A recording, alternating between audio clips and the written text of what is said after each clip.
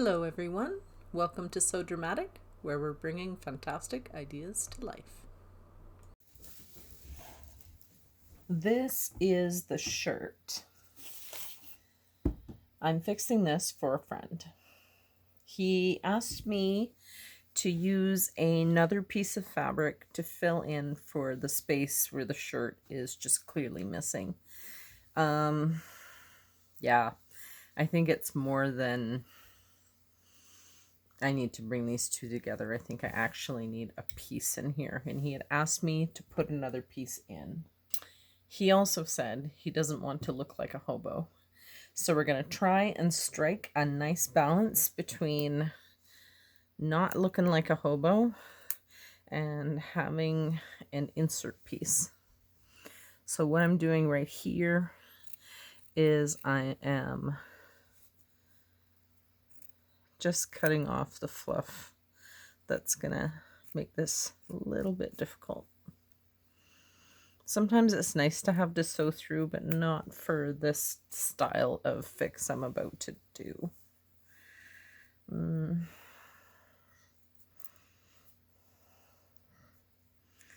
I think some of this can stay in, but yeah, where it's really fluffy like this, it has to come out.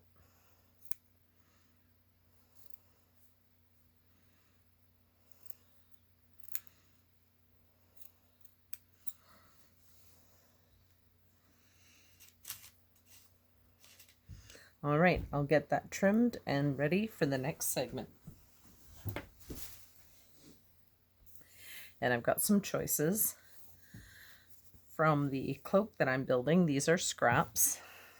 And I've got this brown color and this red foresty fabric.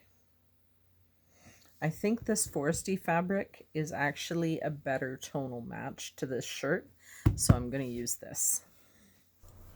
I'll slide the new fabric behind the top fabric print. I'm marking the new edges like this with a B pencil. Go darker if you need to. As on a darker print, go white or yellow for maximum visibility. The hem turn is a 1/4 inch followed by a 1/2 inch. That's 3/4 of an inch in total.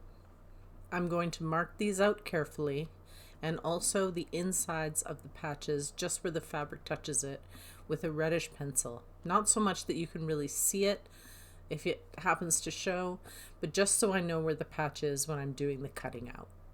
Here you can see I've marked 3 main points, and I'm using the French curve to make the line I'm looking for so that it most mimics the edge of the shirt. This is where I can make a rough cutout of the patch by leaving about 1.5 inches on all sides of the patch.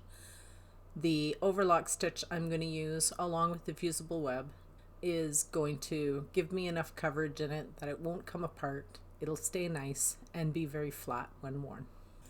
I had a couple false starts, but I ruled the hem edge and I'm just feeding it through.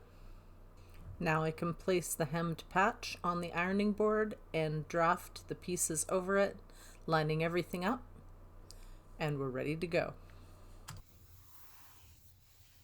Okay, I'm going to slide this board under it so that I can pin with relative ease. It's staying in place pretty well, but you know what, I still like to pin.